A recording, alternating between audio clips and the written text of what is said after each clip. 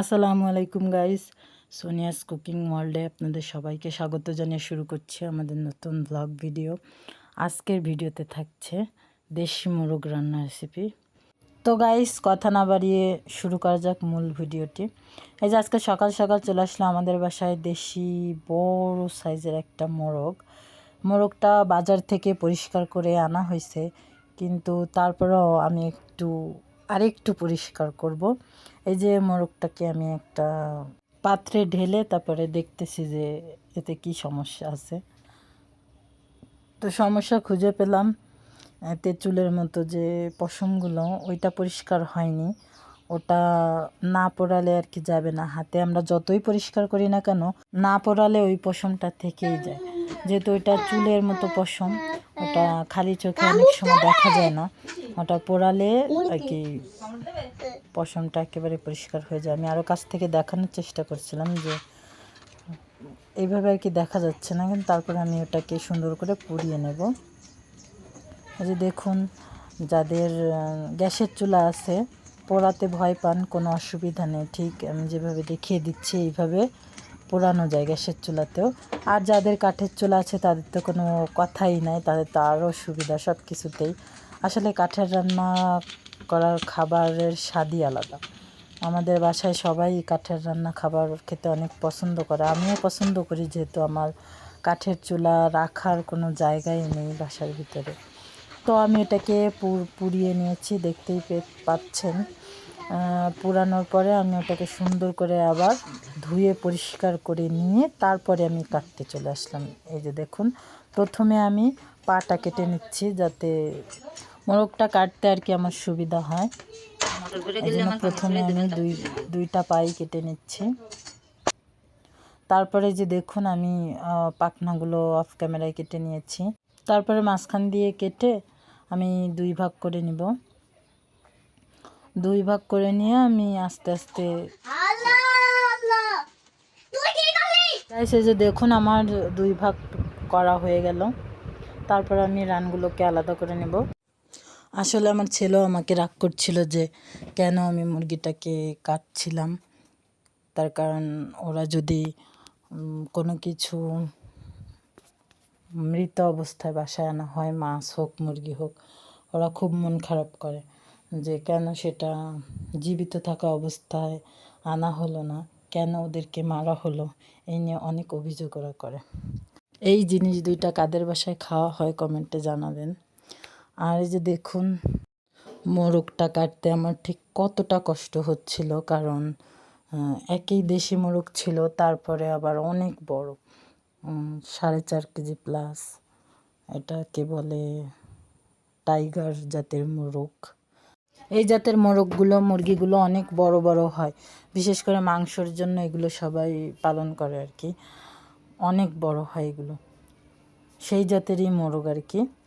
যাই হোক, আমার কাটতে অনেকটা কষ্ট হচ্ছিল, আপনারা দেখেই বুঝতে পারছেন।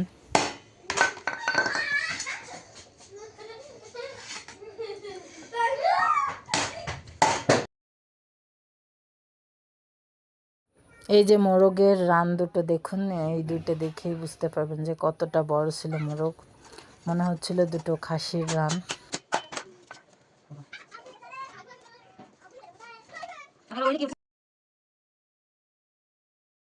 পিসগুলা দেখুন গাইস, মাশাল্লাহ অনেক সুন্দর হয়েছে। এই কারণে আমি আস্তে আস্তে করলেও আমার কাছে কথা, আমার কাজটা সুন্দর হতে হবে।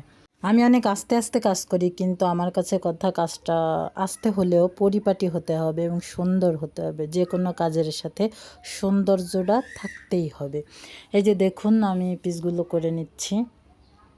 আসলে দেখতে যতটা তাড়াতাড়ি মনে হচ্ছে, আসলে করতে অনেকটা সময়ও লেগেছে এবং অনেক কষ্ট হয়েছিল, কিন্তু তারপরও নিজের কাজ নিজে করাটার আনন্দই আলাদা।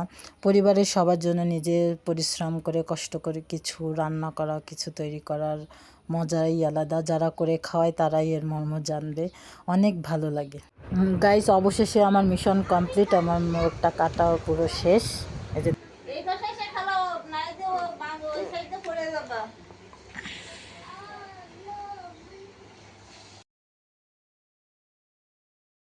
গাইস, আপনারা পিসগুলা দেখে বুঝতে পারছেন যে পিসগুলো ঠিক কতটা সুন্দর এবং পারফেক্ট কাটা হয়েছে। আমার একটু সময় বেশি লেগেছে, কিন্তু তারপরেও দেখুন কতটা সুন্দর কাটা হয়েছে। যাই হোক, আমি এবার এটাকে পরিষ্কার করতে চলে আসলাম। একটা একটা করে আমি পরিষ্কার করে বেছে বেছে ধুয়ে পরিষ্কার করে নিচ্ছি, তার কারণ এটা সুন্দর মতন পরিষ্কার না হলে আমি নিজেই খেতে পারবো না। তারপরে আমি এই যে জয়তুনের তেল দিয়ে মাংসটা আজকে রান্না করবো, যে এই তেলটা দিয়ে। তো চলুন রান্নাটা শুরু করা যাক। প্রথমে আমি চুলায় কড়াইটা বসিয়ে দিলাম, তারপরে দিয়ে দিচ্ছি তেল, জয়তুনের তেল এটা।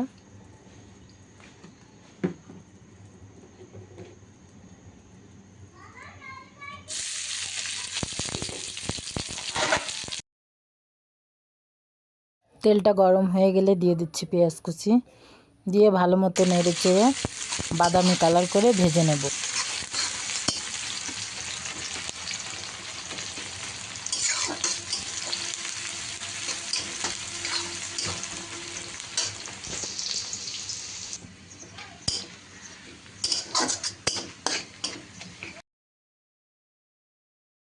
এই যে গাইস, আমার পেঁয়াজটা বাদামি কালার করে ভাজা হয়ে গেছে। এবার আমি আদা বাটা এবং রসুন বাটা দিয়ে দিচ্ছি। আদাটা একটু কম দিচ্ছি এবং রসুনটা পরিমাণে বেশি দিচ্ছি, দিয়ে পেঁয়াজের সাথে ভালো মতো নেড়ে চেড়ে মিশিয়ে নিচ্ছি।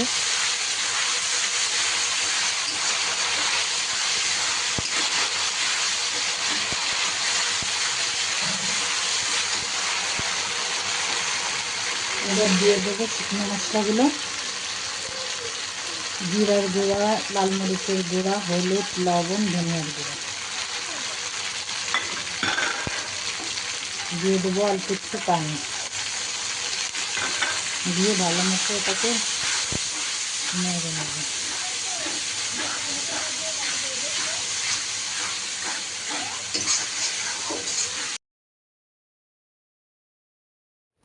এই পর্যায়ে দিয়ে দিচ্ছি শুকনো মশলাগুলো, তেজপাতা, লবঙ্গ, এলাচ, দারচিনি।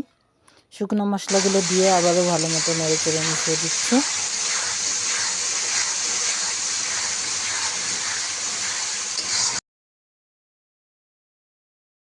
গাইস, আমি মাংসগুলোকে সুন্দর করে পরিষ্কার করে ধুয়ে একটা ঝাঁপিতে পানি ঝরাতে রেখে দিয়েছিলাম।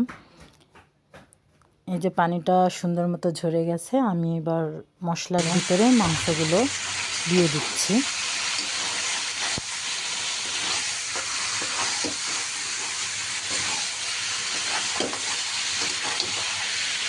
এবার মশলার সাথে মাংসটাকে খুব ভালো মতো কষিয়ে দিতে হবে।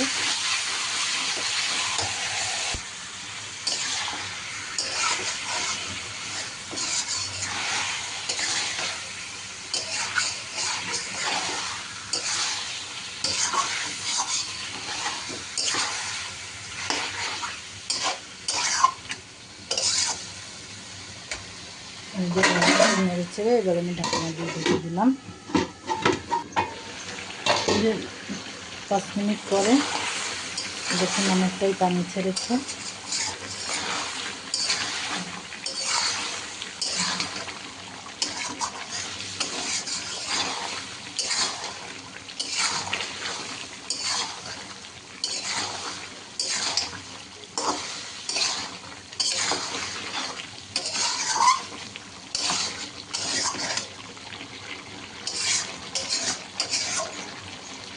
আমি আবারও ঢাকনা দিয়ে ঢেকে দেবো 5 মিনিটের জন্য।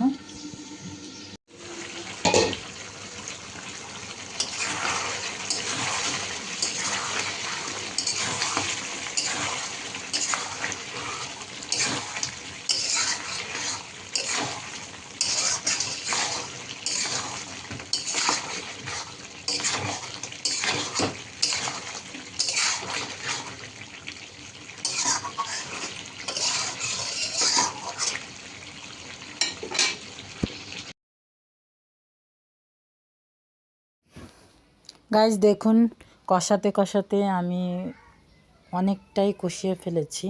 তার কারণ এখানে মাংসটা আপনি যত ভালো কষাবেন, আপনার মাংসটা খেতে ঠিক ততটাই মজা হবে এবং স্বাদ হবে। বিশেষ করে হাঁসের মাংস, দেশি মোরগ মুরগির মাংস কষালে অনেক ভালো হয়, মজা লাগে। তারপরে আমি এই পর্যায়ে দিয়ে দিচ্ছি কিছুটা আলু। যেহেতু আমার বাসায় ছোট ছোট 2টা বাচ্চা আছে, ওরা আলু ছাড়া খেতে পারবে না খালি ভাত, সেক্ষেত্রে ওদের জন্য আমার 2টা আলু দেওয়াই লাগে। আর আমি কোনো মাংসে কাঁচা পানিটা মানে ঠান্ডা পানিটা না ব্যবহার করাই ভালো। পানিটা যদি একটু গরম করে তারপরে দেন, সেক্ষেত্রে মাংসের স্বাদটা আরও ভালো মতো পাওয়া যায়।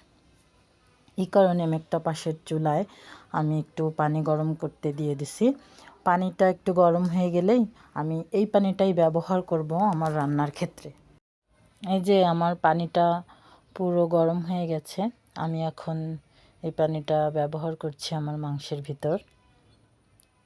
যতটুকু প্রয়োজন আমি দিয়ে দিলাম, দিয়ে এবার ভালো মতো নেড়েচেড়ে কড়াইয়ের পাশটা পরিষ্কার করে আমি ঢাকনা দিয়ে ঢেকে দেব।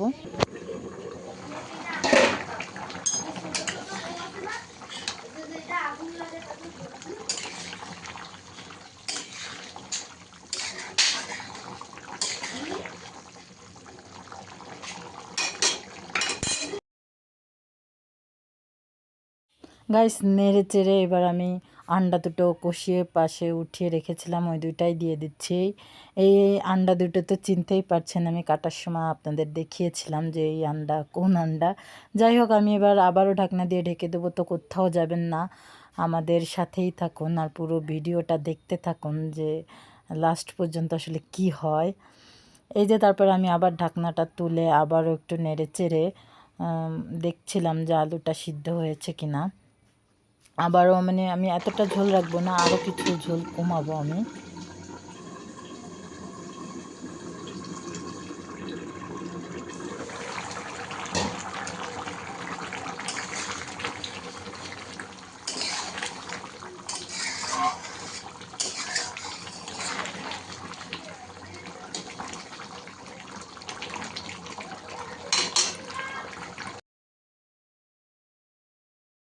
গাইস রান্নাটা আমার একেবারেই শেষ পর্যায়ে, আমি এই শেষ পর্যায়ে দিয়ে দেবো কিছুটা ভাজা জিরার গুঁড়া।